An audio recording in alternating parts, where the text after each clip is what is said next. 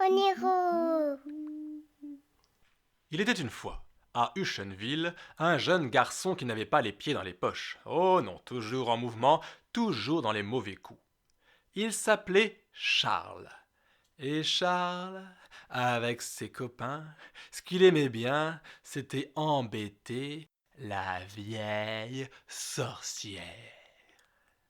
C'était le surnom qu'on donnait à une vieille femme qui habitait au bout de la ville. Oui, une très vieille femme avec de très vieux cheveux, une très vieille peau, un très vieux nez, une très vieille bouche avec plus de très vieilles dents à l'intérieur, et puis une vieille robe, et puis des vieux pieds dans des vieux sabots. Et donc, le jeu préféré de Charles et de ses copains, c'était de rôder autour de sa maison. C'était de la suivre quand elle sortait, et puis de lui faire des grimaces, de lui jeter des cailloux ou bien des épluchures de pommes de terre.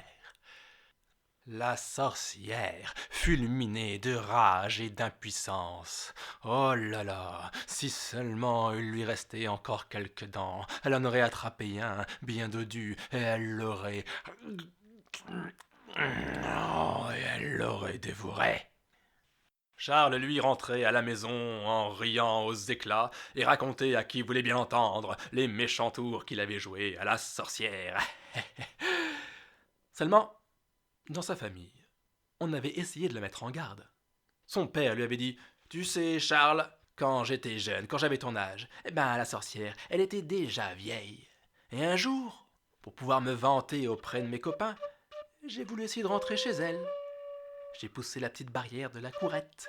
Et quand je suis arrivé devant la porte, sa poule, oui, la même poule que celle qu'elle a encore aujourd'hui, s'est mise juste devant moi comme ça, m'a regardé avec ses yeux méchants et s'est mise à aboyer. Oui, elle m'a aboyé dessus et moi, je suis parti en courant. Voyant que Charles n'en faisait qu'à sa tête, c'est le grand-père qui a essayé de le dissuader en lui disant: Mon petit Charles, tu sais, quand j'étais jeune, cette femme-là, elle était déjà vieille. Et un jour, pour me vanter devant mes copains, j'ai voulu rentrer dans sa maison. J'ai poussé la barrière, je suis rentré dans la courette, et puis je suis passé par la porte, rentré dans la maison, et là, son balai, oui, son balai s'est mis à voler et à me taper sur le crâne, et je suis parti en courant. Mais rien à faire. Charles et ses copains continuaient de s'amuser aux dépens de la vieille sorcière. La vieille femme, de son côté, ruminait sa vengeance.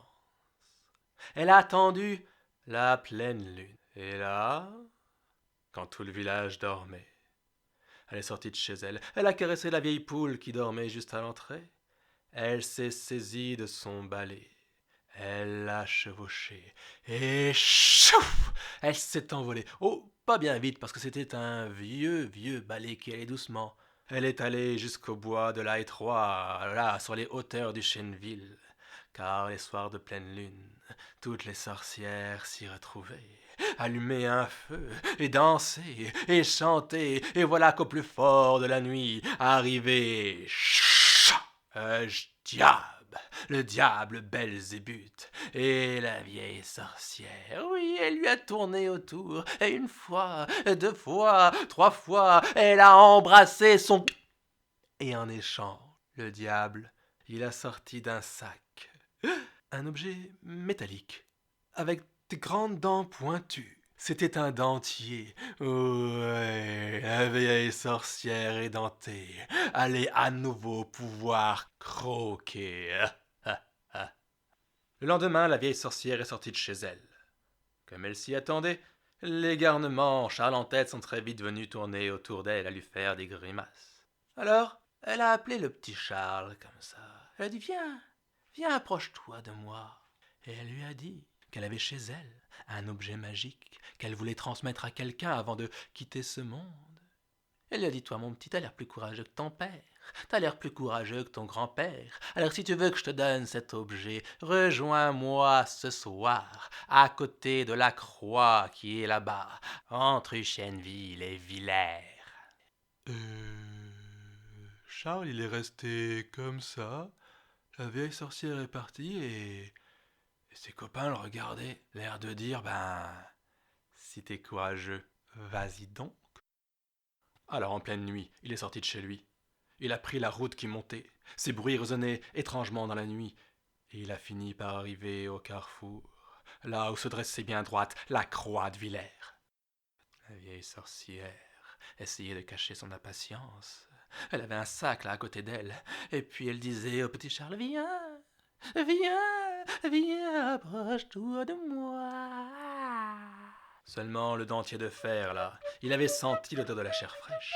Et il commençait à claquer, à s'énerver, à s'exciter. Alors la vieille femme a ouvert le sac. Elle a voulu saisir le dentier et se le mettre dans la bouche, mais le dentier lui a échappé des mains. Et quand Charles a vu là, dans la lumière de la lune, le dentier qui s'ouvrait, qui se fermait, qui s'ouvrait, qui se fermait, il est parti en courant et a dévalé la porte. Blum, blum, blum, blum, blum, blum, blum, il est rentré chez lui. La vieille sorcière, elle a fini par maîtriser le dentier. Elle se l'est mise comme ça dans la bouche. Et voyant que sa proie lui avait échappé, verte de rage, elle s'est ruée vers la croix en pierre et elle en a mangé un côté. Et c'est pour ça que depuis ce jour-là, il manque une branche à la croix de Villers. La vieille sorcière, elle, on raconte qu'elle est tombée dans un étang du côté de Mareuil-Cobert et puis qu'elle s'est noyée. Mais quant au dentier, le dentier de fer, eh bien lui, on raconte qu'on peut le voir encore, les nuits de pleine lune, traverser les champs à toute vitesse. Clac, clac, clac, clac, clac. Alors si vous l'apercevez, détalez donc en courant.